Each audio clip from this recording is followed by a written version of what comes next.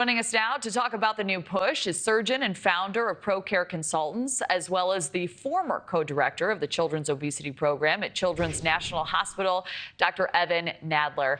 Doctor, thank you so much for being here. As you know, the Health Secretary, RFK Jr., he's encouraging states to promote healthy practices, be transparent with food labeling. That's what this bill is set out to do. Some critics, though, say it casts too wide a net and claim it's not following standards set by U.S. regulators, but taking its cues from foreign governments. What's your read on all of this? Well, thanks for having me, first of all. And second of all, any effort to make American food better and healthier is certainly one we should all be behind. And, that's why it was a unanimously bipartisan supported bill in the Texas State Senate. So, this is not a partisan issue. This is, America's health, which we should all be behind. So, I don't know the science behind all 44 ingredients that are on the list. I'm sure none of them are actually good for you. I'm sure that there's evidence that most of them might be bad for you. So forcing the food industry to sort of rethink how they color foods or how they manufacture some of these foods is certainly a welcome step in the right direction, but it is just one step. It is.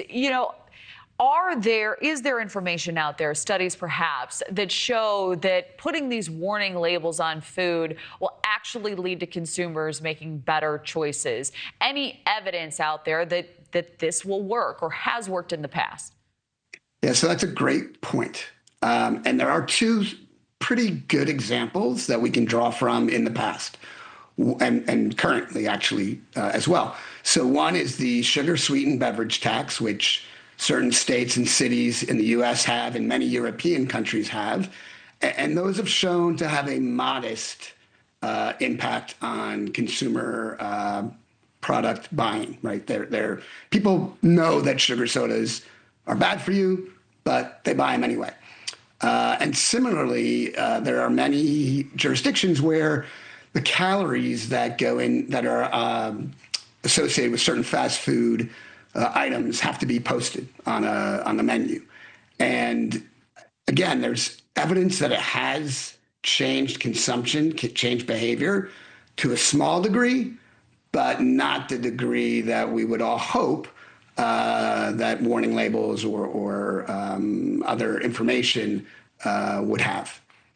Obesity is a major problem in the U.S. What types of reforms do you think would make the biggest impact?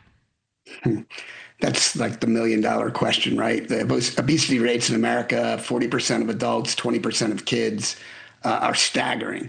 So I think it is going to take a multi-pronged approach. So changing food quality, changing food policy definitely helps. Making exercise more available, that helps.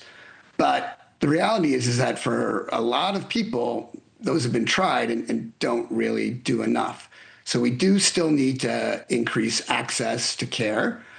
We need to make sure that some of the interventions, the medications are more affordable and more available, and that insurance companies, including CMS, cover them. And that's going to take, a village, as they say. It's going to take us all working towards the same goal, which, again, is to make the U.S. population healthier. Do you think we're going to see these labels all across the U.S. one day? That's another great question. So I think, although I don't smoke, I think on cigarettes everywhere there are, the Surgeon General warning, and maybe the same will be for food everywhere.